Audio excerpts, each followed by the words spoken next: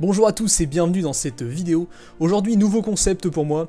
En effet, je vais me lancer dans les tops, car ça a l'air de plutôt bien marcher sur YouTube. Non, plus sérieusement, je suis un grand fan de la plus vieille série de science-fiction britannique, Doctor Who. Malgré l'énorme potentiel de cette série, j'ai toujours été surpris, parmi mon entourage par exemple, du nombre de gens ayant une attitude réfractaire à cette série.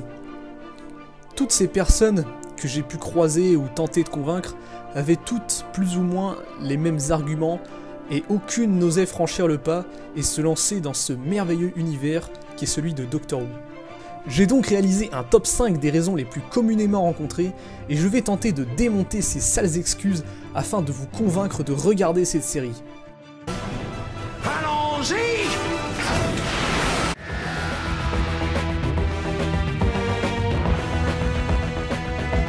En effet, 2013 a beaucoup fait parler de la série, principalement car elle fêtait son 50e anniversaire.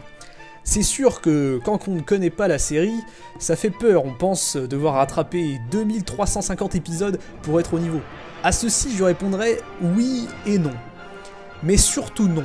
En fait, la série a effectivement débuté en 1963, mais s'arrêta d'abord en 1989 au bout de 26 saisons.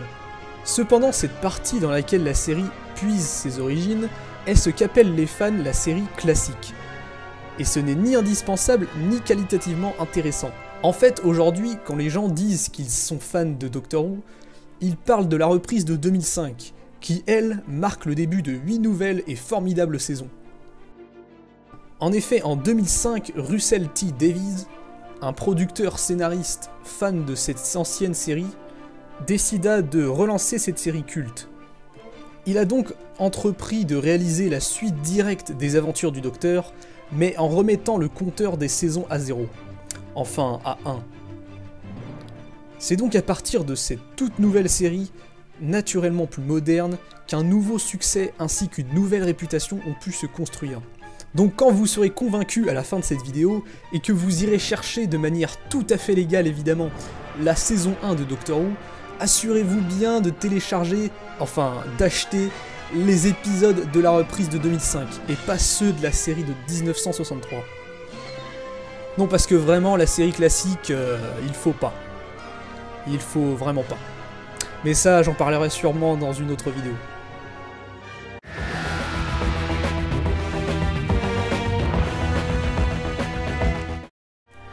Je vous parlais justement de cette fameuse saison 1 de la reprise de 2005.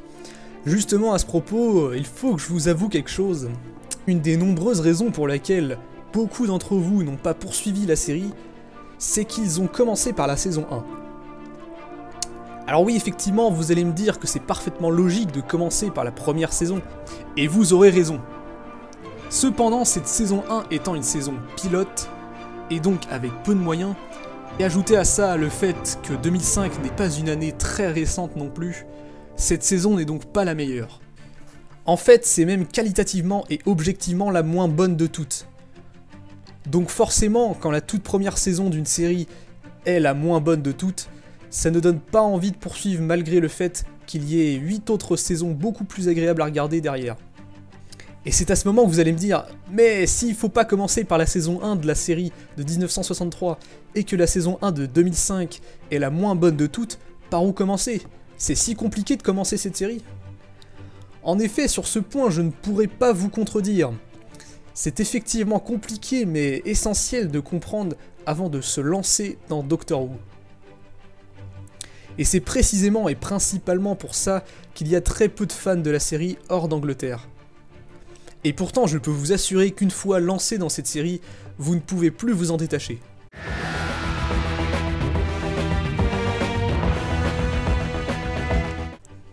C'est quelque chose de réel et difficilement défendable, mais en effet, les effets spéciaux de cette série sont kitsch. Doctor Who est effectivement célèbre pour ses costumes et effets spéciaux en décalage avec les modernités actuelles. Mais cela s'explique assez facilement. Déjà à l'époque de la série classique, l'ambiance était fortement kitsch, à cause du manque de moyens techniques et financiers de l'époque. Évidemment, dans les années 60 à 80, les effets spéciaux ne pouvaient être ni très réalistes, ni très convaincants. Mais cela était accentué par le fait que la série a toujours été en manque de moyens depuis sa création. Et faire une série de science-fiction sans avoir beaucoup de moyens, c'est pas ce qu'on pourrait appeler une tâche facile. De ce fait, Doctor Who a gardé cette réputation de série au visuel kitsch. Du coup, je ne sais pas si c'est par fidélité à la série classique ou tout simplement par manque de moyens, mais les premières saisons de la reprise de 2005 gardent effectivement cette ambiance kitsch, avec des costumes et des effets spéciaux très précaires. Il faut donc passer outre ce visuel dégueulasse pour certains et passablement agréable pour d'autres. Moi personnellement, ça ne me dérange absolument pas.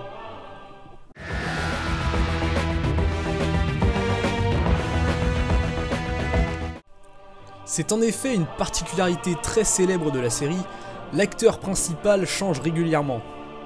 Le Docteur conservera toujours plus ou moins la même personnalité selon ses différentes incarnations, mais sera très différent physiquement d'une saison à l'autre. Un peu comme un James Bond, mais en mieux car dans Doctor Who, ce changement est justifié scénaristiquement. En effet, le Docteur est un seigneur du temps, et les seigneurs du temps ont le pouvoir de se régénérer pour tromper la mort, et ainsi continuer de vivre, mais avec l'unique condition de changer d'apparence. A ce jour, le rôle du Docteur a été incarné par 5 acteurs différents. Mais John Hurt n'a fait qu'une apparition dans The Day of the Doctor, donc on va plutôt dire 4.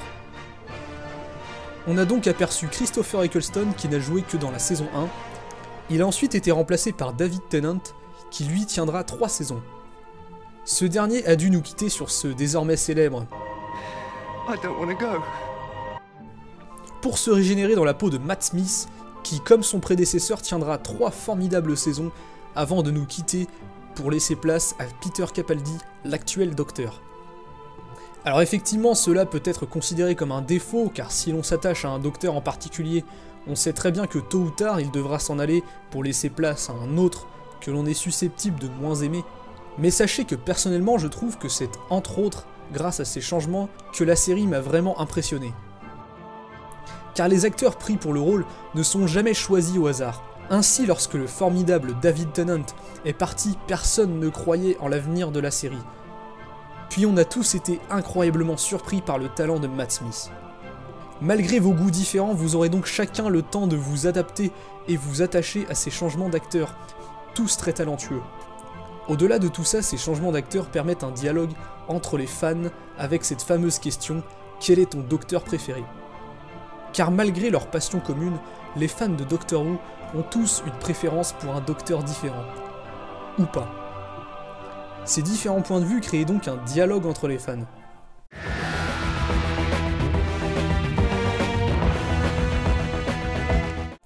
J'étais obligé d'évoquer cette raison car c'est sûrement celle que j'ai le plus entendue. Très souvent j'ai le droit à cette réponse. J'ai regardé une fois sur France 4 et c'était pas terrible. Pourtant je pense ne pas me tromper en disant que environ 80% des fans français de Doctor Who ont découvert la série grâce à France 4, et j'en fais partie. Je dirais donc qu'il y a 2 types de personnes parmi ceux qui ont découvert la série sur France 4.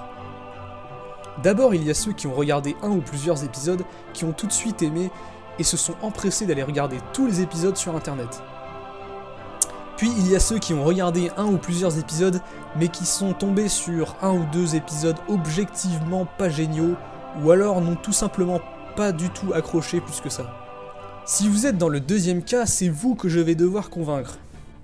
D'abord, sachez que ce qui fait la force de Doctor Who, ce qui fait que l'on ne s'ennuie jamais, c'est que dans Doctor Who, les épisodes ne sont pas vraiment liés entre eux.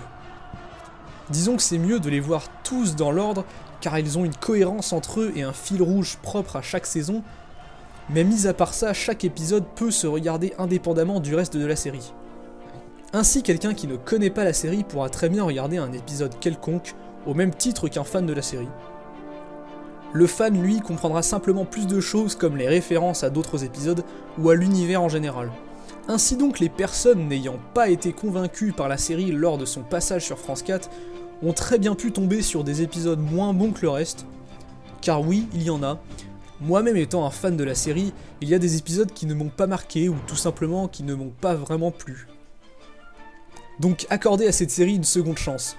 Sinon, c'est vraiment que vous n'êtes pas fait pour cette série. C'est tout à fait possible.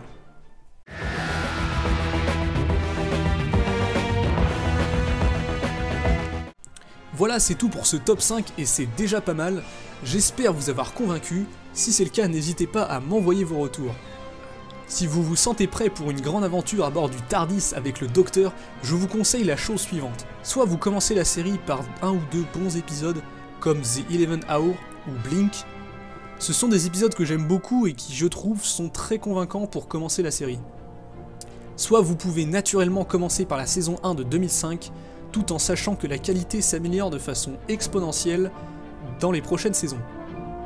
De toute façon, sachez que la saison 1 a beau être la moins bonne, elle reste très agréable à regarder. Elle n'est juste pas représentative du reste de la série. Merci d'avoir regardé cette vidéo, n'hésitez pas à me donner votre avis car c'est ma première vidéo de ce type. J'ai d'autres idées de top 5 dans le même genre, donc n'hésitez pas à vous abonner si ça vous a plu. Je vous dis donc à plus pour une prochaine vidéo.